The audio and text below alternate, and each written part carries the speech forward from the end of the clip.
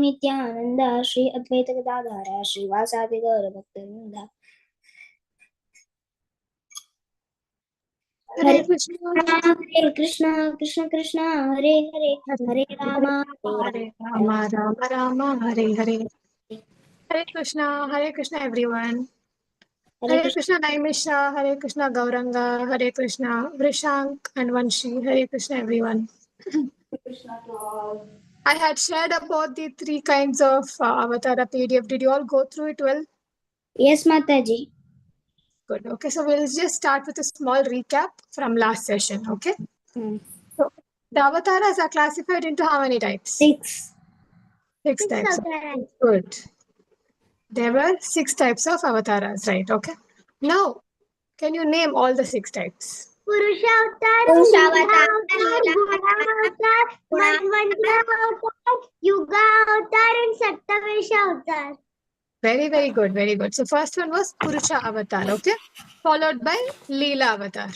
And then Guna avatar, Manvantara avatar, Yuga avatar, and Shaktavesha avatar. And Shaktavesha avatar was divided into two.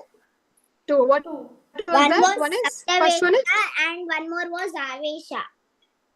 Avesha, correct. Very good. So what about the Dashavatara? Which category does it come under?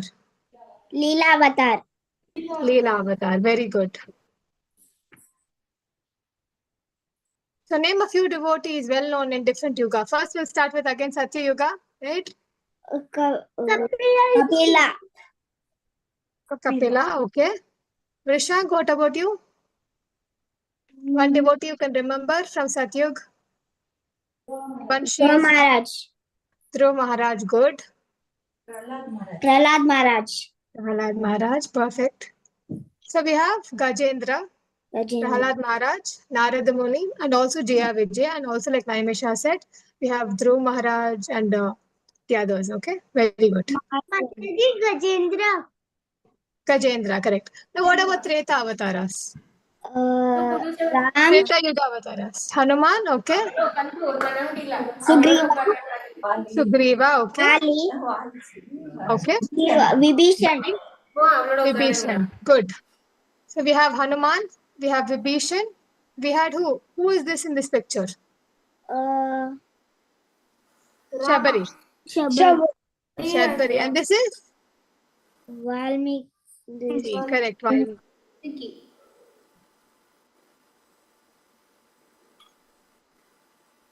Devotees from Dwapar Yuga. Dwapar Yuga. Oh my God, there's so many devotees in Dwapar Yuga. Mirabai. Mirabai is Kali Yuga. Oh, Kali. Dwapar Yuga. Srila Prabhupada. That is Kali Yuga again. Dwapar Yuga. The time when Krishna was there. Sudama. Sudama was? Mataji Arjun. Arjun, correct. Arjun. Arjun, Sudama.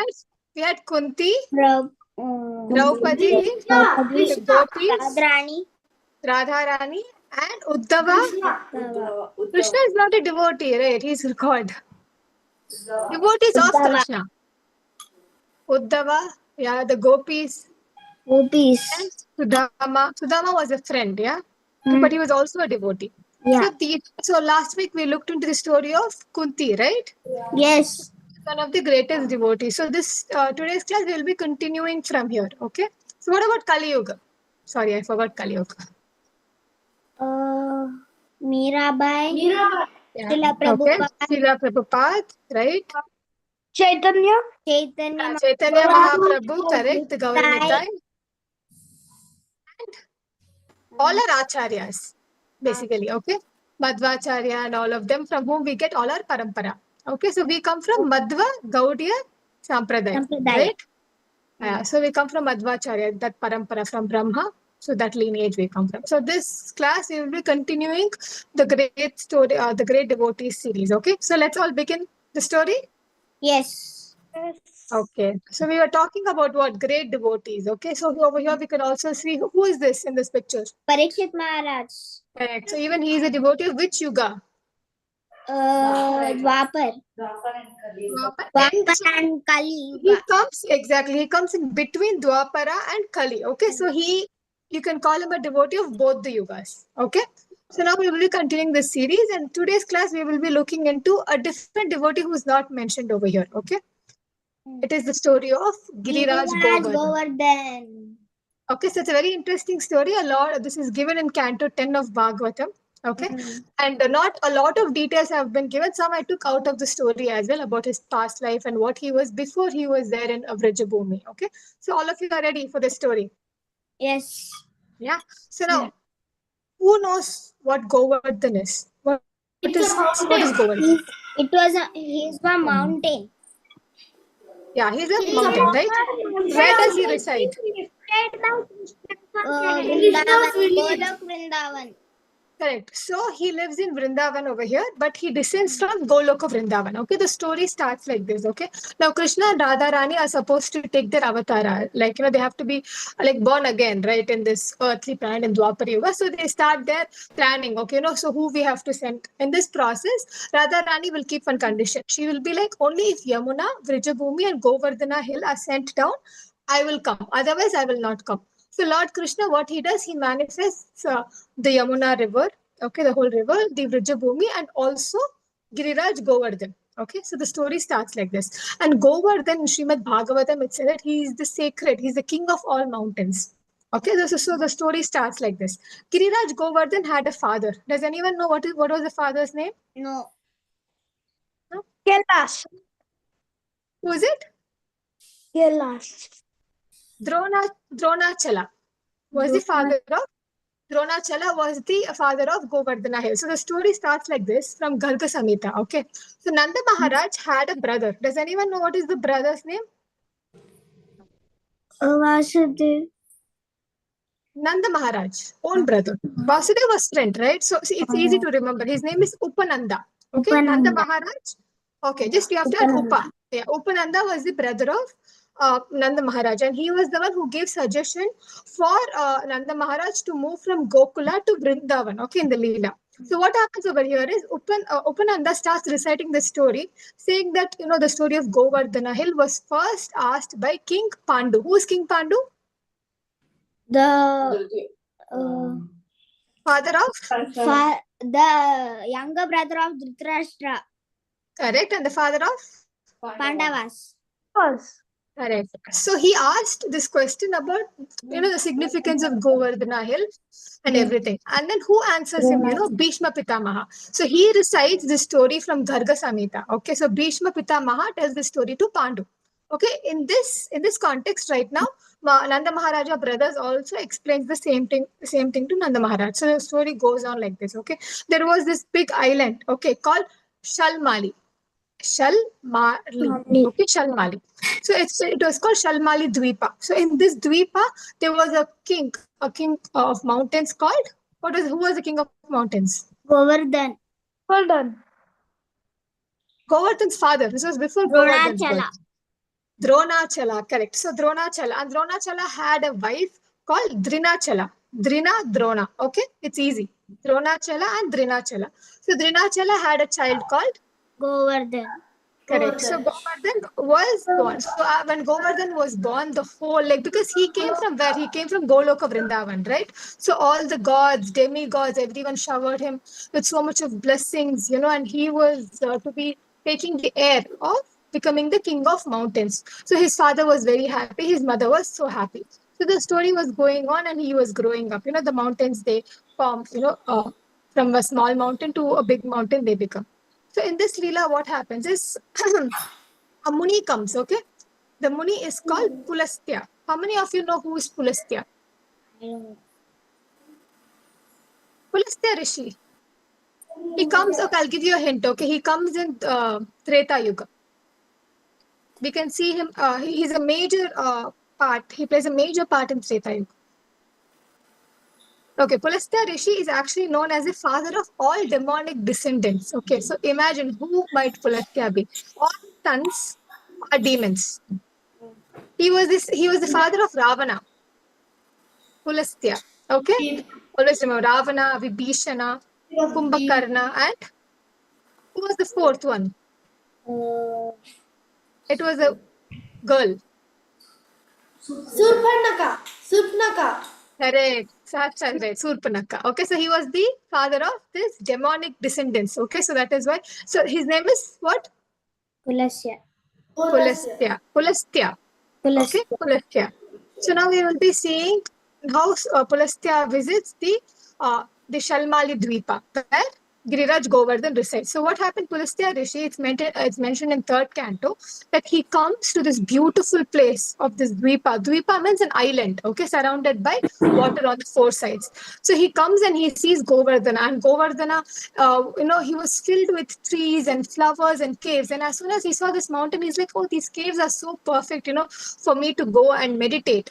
And also his mind and body becomes very peaceful because he sees all the birds chirping and the river sound. It was so peaceful. So for a second he has this idea that what happens if I get this mountain, and I can meditate for a very long time, and it's going to be really nice.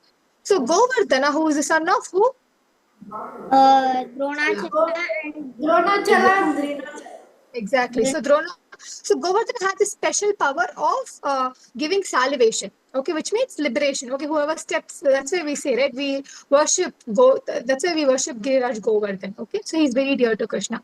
So by seeing all this, the sage, he wants to take Govardhana with him. Okay, so what happens is the next one, the Govardhana will travel with the Muni to Kashi. So the story, what happens is, now Dronacharya. Bye-bye. Okay, so now what happened? Dronacharya greeted this Muni, who the Pulastya, with great affection. He's like, we welcome you, to our place. So what do you want? You've come here out of nowhere. And he says that, I'm very attracted to your son Govardhan. Can I take him with me? For a second, Dronachala actually hesitates, because who wants to give their child away to someone, right? No one wants to give it away to someone. So he starts thinking. In the meanwhile, Govardhan, he starts getting anxious. He'll be like, what if my father says no? Pulastya is a great sage, right? He might curse him or something. So I don't want my father to be cursed.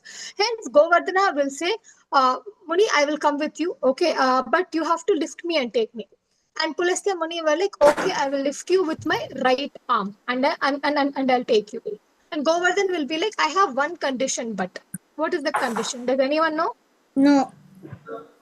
Okay, now what happens is, Govardhana says that in the journey, if you drop me once, you will not lift me again. I'll become that heavy. So you have to make sure that your passage from here to your destination should be at one go. Otherwise, wherever you drop me, I'm going to remain there. Okay, so their journey starts from which Dvipa? Salmali. Shalmali Dvipa to Kashi. So Kashi is where Pulastya Muni actually resides. So now what happens is, when they're on their way to the journey to Kashi, Govardhan passes over the Vrijabhumi, which is Vrindavan. Okay, now he starts having a small flashback. Okay, what flashback was it? Flashback was coming to his mind of his presence in Goloka Vrindavan, and his destination was to see and serve Radharani and Krishna. Now what happens? Suddenly he starts making himself heavy. Okay, because now he wants to stay in this Vrijabhumi, right? This is where he was destined to be in. So he starts making himself heavy. And the Muni, he starts feeling that, the Govardhana, his weight has been increasing drastically so much. And he feels so much strain and everything. Suddenly a thought comes to his mind. Okay, I'm going to Kashi, right? I have to cleanse myself well before I enter the holy land, because, it has Ganga and everything. And also his thought comes that I have to take Giriraj Govardhan to Kashi. Why specifically Kashi? Why does Muni want to take him, Pulastya Muni want to take him to Kashi? Because Kashi doesn't have mountains. It only has this very beautiful Ganga river, right? So he was like, even if we have the Govardhana hill, then everyone who comes can sanctify themselves in the river, and then they can also meditate on Giriraj Govardhan, and they can attain what? Salvation or liberation. Okay, so this was his plan. So he's like, let me drop the hill for a second. I will go, I'll cleanse myself, and I will continue my journey to Kashi. Okay, in this process, what happens? He cleanses himself, because he was so tired, he forgets that he should not drop him, otherwise he can't lift him. Now what happens? He comes back and he tries with all his strength, to lift Giriraj Govardhan, but he will not move. Even an inch he doesn't move. Now what happens? Now in this situation, what happens to a Muni? Any idea? Pulastya Muni curses. Mataji, I know. Pulastya Muni curses Govardhan that every day you will be smaller by 1 inch. Not exactly 1 inch, but 1 mustard seed. Does anyone know how a mustard seed looks like? It's just this much. It's teeny, very teeny. Okay, mustard seed. You can ask your parents. Okay, to show you how much a mustard seed is. It's just very, very teeny. Okay, so every passing day, Govardhana hill will reduce in the size of a mustard seed. So now what happens? I'll tell you. So Pulastya Muni, he thought that Giriraj Govardhan tricked him of doing this. So he gets very, very angry. And like how Vanshi told, he will curse Giriraj Govardhan that you will become small each and every day in the size of a mustard seed. Okay. And this will happen till the end of all the yugas. What is the end of all yugas? Kali Yuga. Yeah. Yeah. So this story is taking place right now in Satya Yuga. Okay. So all of the stories take place in Satya Yuga. This was way, way, way before. Now what happens? The Giriraj, he takes this curse because he has kind of tricked the Muni, right, into telling him to stay here. So in this way, Pulastya Muni curses Govardhan. So this picture shows the Govardhan that is right now, like the present image of Govardhan in where? Vrindavan. Okay. Now what happens? So he curses Govardhan. And over here, initially the measurement of Govardhana hill is given. Okay. The Govardhana hill is like 64 miles long. Okay. And it is 40 miles wide. And it is even taller than the Himalayas in Satya Yuga. Okay, so imagine how tall Giriraj Govardhan was. But because of the curse, he was set to reduce the size. That's why he is in the size he is right now. Now, what happens in Kali Yuga? So, what is the sign of Giriraj being present in Kali Yuga? So, now what is said over here is after 10,000 years after we enter into Kali Yuga, right now we are in Kali Yuga, right? So, it's called the golden age in Kali Yuga. Okay, 10,000 years of the Kali Yuga is going to be the purest. Okay, it is even better than Satya Yuga, Treta Yuga, and Dwapara Yuga. So, now what happens is at the end of this 10,000 years of Kali Yuga, Giriraj Govardhan will completely disappear. Okay. So we will not have the mountain at all because the mountain will sink into the ground. Okay. So what happens over here is Upananda, who is the brother of Nanda Maharaj, he says that what is the sign that the full Kali Yuga has started at its full-fledged. So he says that when the Yamuna dries up and when the Govardhana completely disappears, that is the start of the most baddest time of Kali Yuga. Got it? So that is when Kali will be at his 100%. Got it, right? So that is where we have all the Kali Yuga symptoms. So there is a Purana called Kali Purana, okay, which tells us the symptoms of how the end of the world is going to be. So this is just a part of it, okay? So one of the signs is Yamuna river will completely dry up and Giriraj Govardhan will completely go to the ground. So it will become flat. It will not be a mountain anymore, okay? In addition to this, there is also a Leela of Govardhan in Treta Yuga. Does anyone know that Govardhana played a Leela in Treta Yuga? We know the Leela of Govardhan in Dwapar Yuga, right? Krishna did what? He lifted up the Govardhan hill with his little finger.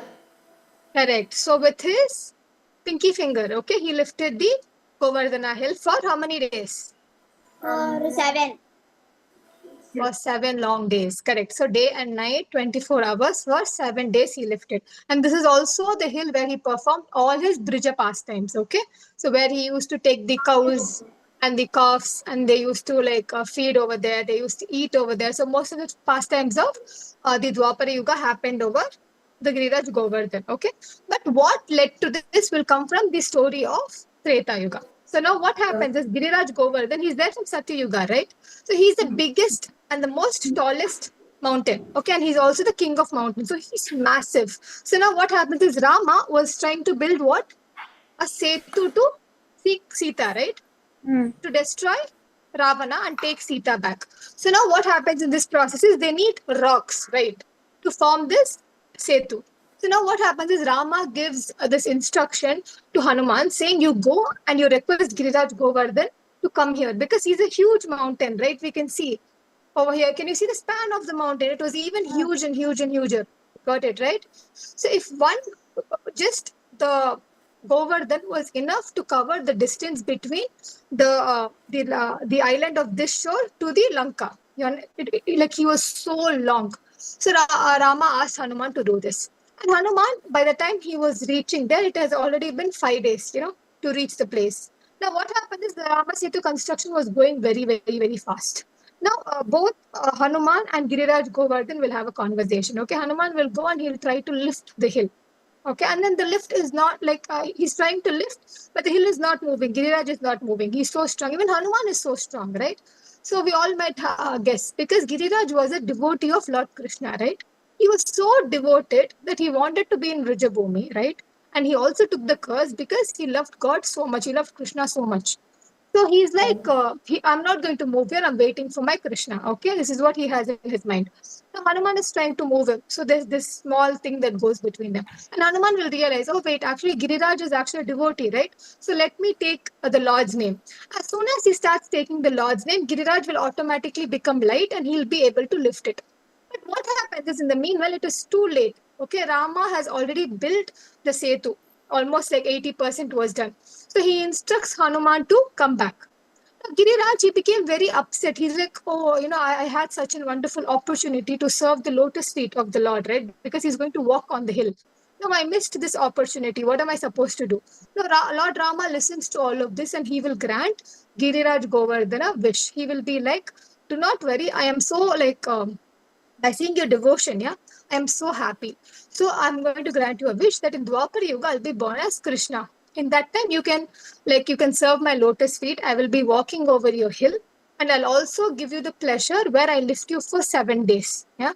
So when Govardhan is lifted for 7 days, when Indra was showering such heavy rains, not even one drop of rain fell on Govardhan hill. That is the greatest devotion that he was showing to Lord Krishna and his fellow associates, who were all demigods basically. Okay, all the cowherd boys and everyone were demigods who were born in different places. Okay, understood? So here's the Setu. Can you see the Setu, right? It's a long bridge. So Govardhan was able to, like, if he was bought, he would have covered the whole plain. Okay. So he tries, but Hanuman cannot lift. Oh, in this image, do you know what Hanuman is carrying in his hand? Sanjeevani. Correct. So Sanjeevani is just a part of the mountain. Okay, it's not the whole mountain itself. Okay, so this is an example. Now what happens later on?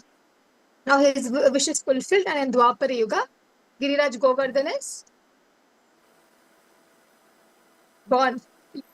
Giriraj Govardhan, what does he do? He gives the pleasure to Krishna to perform his pastimes. Yeah, on him. Okay, now we'll ask few questions from here. Okay, what was the name of Giriraj Govardhan's mom and dad? Dronachala and Dronachala. And Drinachala. Drinachala. Okay, who was the Muni who came to take Pulatsya. Pulasya? Muni. Yeah, and who was he? He was the Father of Ravana. father of Ravana. Yeah, father of Ravana, Kumbhakarna, and Vibhishana, and Shurpanakha. Correct. Okay, so this is one of the stories of a great devotee from which Yuga? Dwapara Yuga, right? Can you hear me?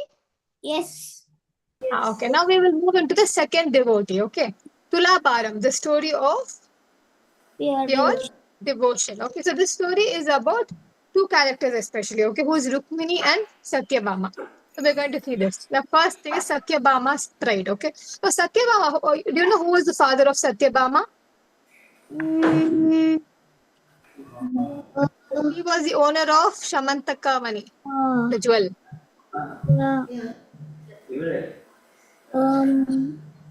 Satrajit.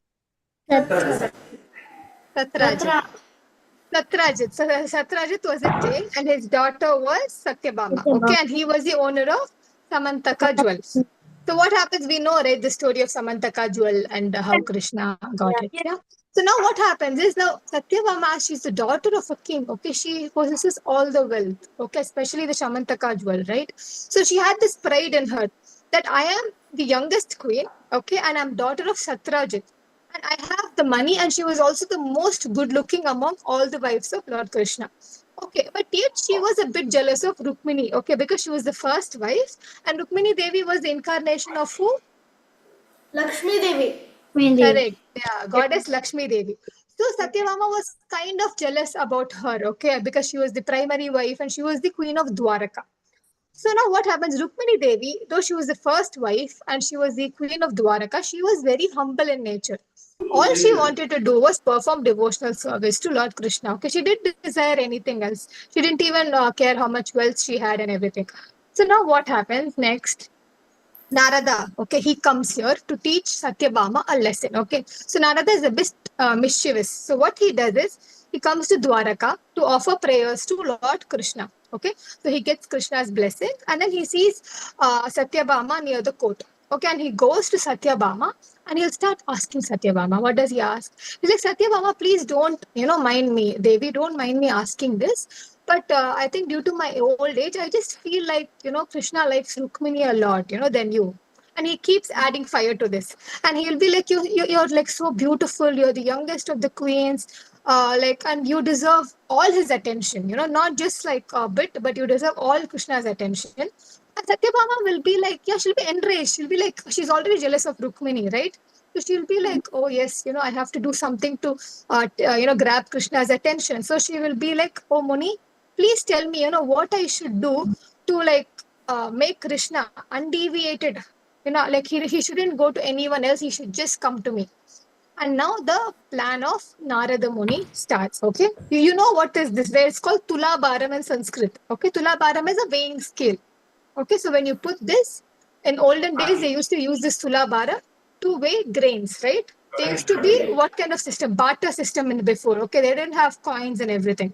So what happens? So the equal amount of grains we give, we get something for exchange. Okay, so this kind of instrument was used to calculate. Okay, if you give 1 kg of rice, you get 1 kg of wheat in return, something like that. Okay, so the scale was used. So now comes the grand plan. What was the plan? Now Narada Muni were like, okay, I actually have an idea. Okay, you give up Krishna to me. Okay, you give him up to me as a slave. Narada says this. Okay, you give Krishna up to me as a slave. You send him to me.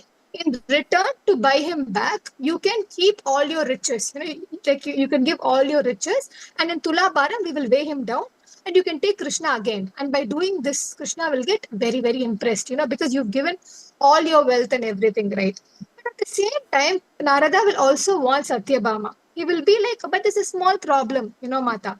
The problem is that maybe like all your wealth might not be sufficient because I think Krishna will weigh more than all your wealth. Now what happens? Satyabhama out of nowhere, she becomes very proud. Okay, she'll be like, my wealth is unlimited. I'm the owner of Shavantakamani. My father is the great king. So there is no way that will happen. Where like my wealth will be like less for Krishna's weight. Okay, like even if I just give half of what I have, Krishna will easily go up of the scale. Now what happens? The Tula Bharam takes place. Okay, now what happens? Satyabhama had gone and told Krishna about the situation.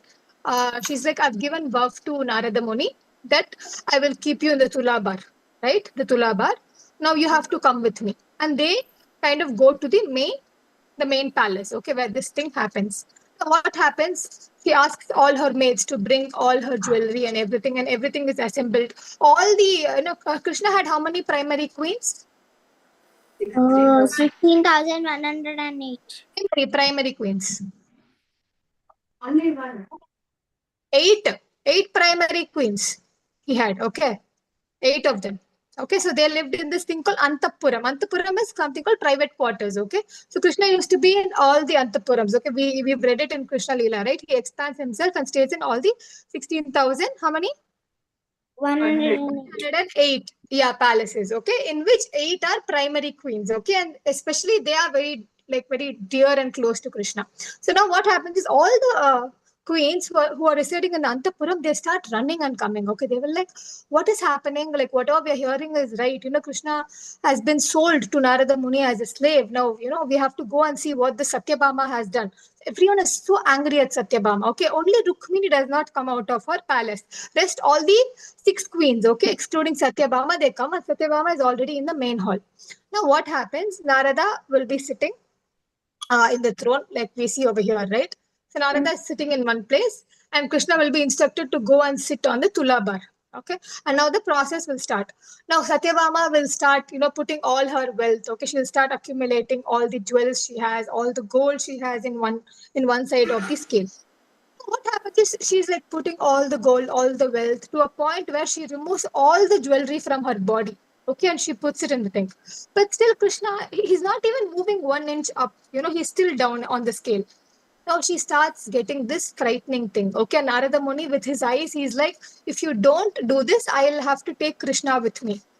Now she starts panicking and she will run to all the queens and she will ask, please, she'll compress her pride, she'll swallow her pride and she'll be like, please give me all your jewels. So all the other 6 queens will also give all their jewelry and everything, okay? But what happens even after piling all of this, even an inch will not move. Now Krishna, he gets agitated. Okay. Now Krishna will be like, Satyabhama, look what you have done. What your stupid promise has got me to this, situation where now I have to go and serve as a servant to this Narada Muni. See, over here Krishna is just kidding. Okay. He's just performing a leela over here. He knows what is going to happen. And he'll be like, you know what, Satyabhama, I think you have to go and ask Rukmini. I think she will know the solution to this problem. Okay. If you go ask her, she will find. Now, at this second, because she's in a place where she feels like, she will lose her husband, she will go running to the Antapuram, the private quarters of Rukmini. She will go and she will explain Rukmini all the situation. She will go and she'll start crying. Okay. Like, please help me somehow. Now, Rukmini will be like, okay, calm down. Like, you don't have to worry about this too much. Like, we will go and we will see what the situation is. So over here we see the Rukmini's devotion. So what happens on the way of going to the main palace? Rukmini comes across a tulasi plant. Okay, Tulasi Devi, we worship her in a particular spot. Right? Now, what she does is she plucks the leaf of Tulasi, chants the mantra of Narayana, and she comes. Okay, and she comes and she sees the whole situation and she sees this pile of gold, there. And then Rukmini will go with a devotion. She will pray to Lord Krishna, and then she will keep the Tulasi on top of all the piled up gold. Now, what happens? Krishna just doesn't rise, okay, but he flies up. Now all the weight of the thing has come down. Now Satyabhama is very shocked. Now she's shocked if it is because of my gold or is it because of this Tulasi leaf. She still does not want to give up her pride. Now what happens? Krishna says to Rukmini, Rukmini, ask your servants to take all the gold off the scale, okay, and just place the Tulasi on the scale. Can you see over there? Only Tulasi will be kept on the scale, okay. And then what happens again? The Tulasi will go down and Krishna will go up, okay. So what is the lesson we learn from this? Over here we see, right? See, Satyabhama has all the jewelries removed from her body. She's given everything to Krishna. So Krishna ends and tells, the story to Satyabhama. He's been, whatever you've done is wrong. You've given all your wealth, okay? But you've given that in what? In aham. Aham means pride. That I am yours only. And no one else can be I should only be with you. So you've given this with a selfish motive, not for bhakti. Okay, you've not thought about me or something. You just thought about yourself and your love and your wealth. So anything in this material world, okay, it can be wealth and anything. If you offer it to Krishna without love, he will not accept it. That's the moral of the story. Okay, whereas Rukmini Devi, she just took one leaf of Tulasi because she knows that Tulasi is the most dear to Krishna, right? Without Tulasi, he doesn't accept anything, right? So over here, Rukmini, he just prays to Lord Krishna with utmost devotion. She's be like, this is all I have, to get you back. So please come. So she places with that kind of devotion on the scale, and immediately Krishna gets pleased. Okay, that's why in Bhagavad Gita we say, Patram Pushpam Phalam Thoyam, right? Which means with devotion, if you offer me a leaf, fruit, what else? Patram, pushpam, flower. Thoyam is water. Anything, okay? Yeah, I will accept it with love, right? So from this story only it is taken, where we can see that Lord can just he'll feel happy if you offer anything to him with love. It can also be just a leaf, okay? Tulasi. That's why whenever we cook boga or we serve anything to Lord, we offer it with Tulasi, okay? Because Tulasi Maharani is the greatest devotee of Lord, okay? So if we serve a devotee, Lord will love us more, okay? Got it? So Yes. what was the lesson now we learned from Satyabhama's story? Not to be selfish. Yeah, not to have the pride, okay, and have this kind of ownership without love. Even our parents, we have to love them. You understand, right? We're not supposed to take advantage of anyone who is next to us, okay? And we're not supposed to do what Satyabhama has done. And at the end, Narada Muni will come and he'll see Satyabhama. And Satyabhama is like, thank you so much. You taught me the most brilliant lesson in my life, okay? That only with devotion can I achieve my Lord, who is Krishna, okay? Madhusudana, right? Yes. So you can only conquer him, okay, through pure devotional service. Nothing else can, beat the kind of service a devotee does. Okay, doesn't matter what kind of clothes you wear, what kind of status we come from, rich, poor, hardness, difficulty, happiness, anything. Okay, he will take care of it if you are devoted to him.